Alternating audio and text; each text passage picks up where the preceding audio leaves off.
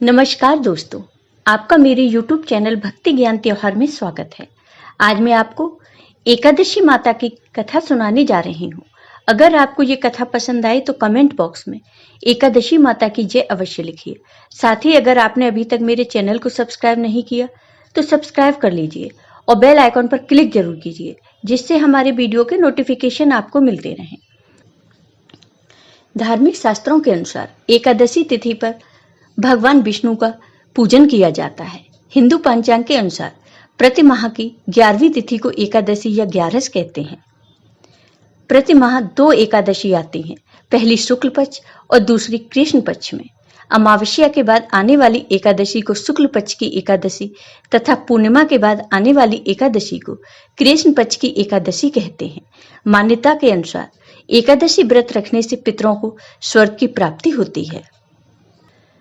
पौराणिक ग्रंथों के अनुसार अगहन महीना भगवान कृष्ण और विष्णु भगवान की भक्ति की महिमा का महीना माना जाता है।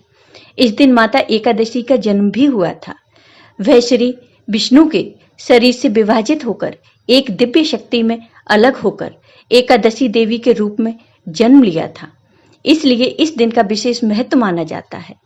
जब धर्मराज युधिष्ठिर ने भगवान श्री कृष्ण से एकादशी के बारे में पूछा तो उन्होंने कहा, हे युधिष्ठिर, मैं तुम्हें एकादशी की एक कहानी सुनाता हूँ।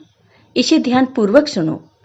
एकादशी की कथा के अनुसार सतयुग में मुर नामक एक राक्षस था, जिसने इंद्र सहित सभी देवताओं पर विजय प्राप्त की थी।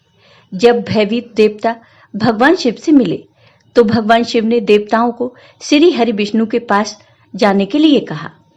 क्षीर सागर के पानी में सो रहे भगवान विष्णु इंद्र सहित सभी देवताओं की प्रार्थना के लिए जाग गए और चंद्र राक्षसपुरी शहर में मुर राक्षस को मारने के लिए चले गए। उन्होंने सुदर्शन चक्र से अनगिनत राक्षसों को मार डाला। फिर वे बद्र का आश्रम की सिंहवती नामक एक 12 योजना लंबी गुफा में सो गए। जैसे ही मुर ने उन्हें मारने की सोची तो एक लड़की भगवान विष्णु के शरीर से बाहर आई और उसने मुर दानव को मार डाला। दिव्य लड़की, जिसका नाम एकादशी था, ने श्री हरि को बताया कि उसने भगवान विष्णु के आशीर्वाद से मुर राक्षस को मार दिया है। प्रसन्न होकर भगवान विष्णु ने एकादशी को सभी तीर्थों में अग्रणी रहने का वरदान दिया। इस प्रकार भगवान विष्णु के शरीर से माता एकादशी के जन्म की कहानी पुराणों में वर्णित है।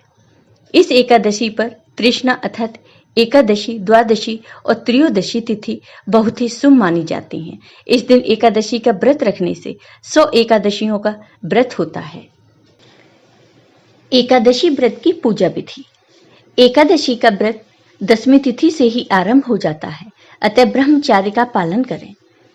एकादशी के दिन सुबह स्नान आदि और दैनिक कार्यों से निवृत्त होकर स्वच्छ वस्त्र धारण करें। स्नान करने के बाद एकादशी व्रत का संकल्प लें। फिर एकादशी की पूजा आरंभ करें। फिर माता एकादशी और भगवान विष्णु की पूजा करते हैं।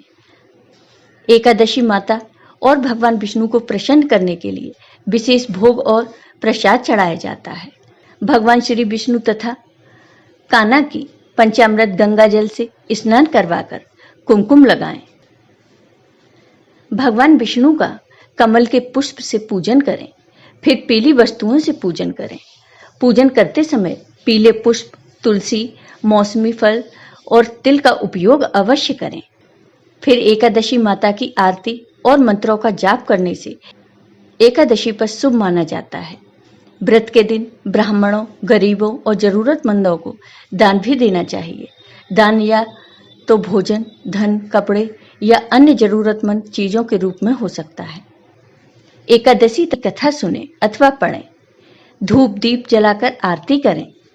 भगवान विष्णु तथा कान्हा की स्तुति करें। इस दिन रात जगा या रात्रि जागरण करते हुए भगवान विष्णु और श्री कृष्ण की आराधना करें।